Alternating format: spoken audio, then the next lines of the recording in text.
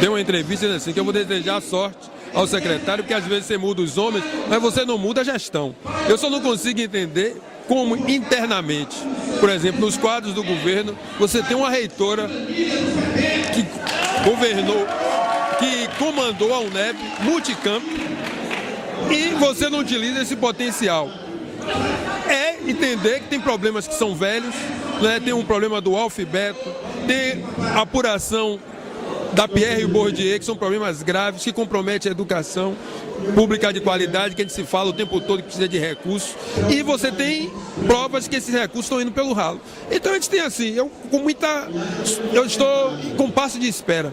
Nós vamos marcar uma audiência com o secretário para ouvi-lo, porque eu não quero pré-julgar, mas eu posso dizer de antemão que eu não consigo entender como internamente você tem a reitora Ivete Sacramento, que entende de educação, porque comandou uma universidade e foi reeleita, né?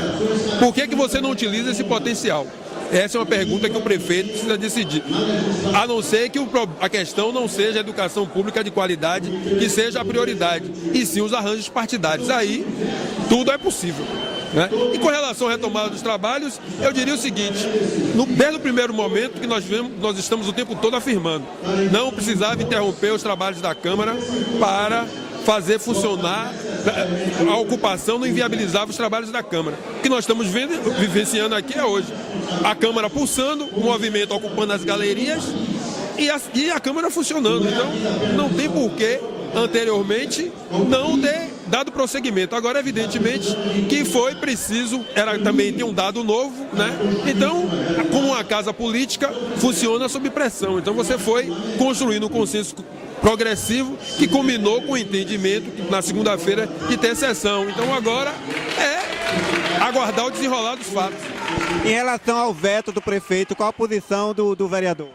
Eu vou acompanhar a oposição. Primeiro eu vou acompanhar dizendo aqui que eu acho que as demandas do movimento, elas são prioritárias. Então eu acho que cabe primeiro, eu diria estratégia Jax, vamos discutir primeiro as demandas do movimento, porque são prioridades, porque essa casa até já rejeitou, né, em cima de a cobrança, manter a cobrança do imposto de ISS. Agora vamos discutir, né, porque tem todo um debate também do ponto de vista técnico, que às vezes as pessoas estão confundindo isenção e não incidência, então tem que se trazer de novo o debate, mas eu tenho que dizer que tem muitos que estão votando, falando da isenção, quando nós falávamos no momento que a reforma tributária era um imbróglio, que você misturar a reforma tributária e a reforma administrativa, tudo junto, e tinha problemas graves, que esse da isenção do veto foi apenas um, porque tem um outro do ITIV e tem um outro maior ainda que vem a caminho, que é a atualização da planta genérica, que vai impactar diretamente sobre o IPTU e, consequentemente, impactar sobre o bolso dos contribuintes. Porque o discurso anterior é que não vamos aumentar impostos, não vamos aumentar os tributos. E com a atualização da planta genérica, isso vai significar aumento de tributos. Então, assim, a discussão do veto é a ponta do iceberg. Tem outras coisas dentro desse iceberg que a gente precisa mergulhar para ver o tamanho do iceberg, que é essa reforma tributária. O movimento Passe Livre, o vereador apoia essa pauta de reivindicação dele? É um movimento legítimo, né? Deu uma aula de cidadania ativa, não só pela sua mobilização de voltar a juventude às ruas, porque as esquerdas vêm da onde? Das ruas, da mobilização das ruas. Então, tem algo inovador, que você ter várias lideranças, né?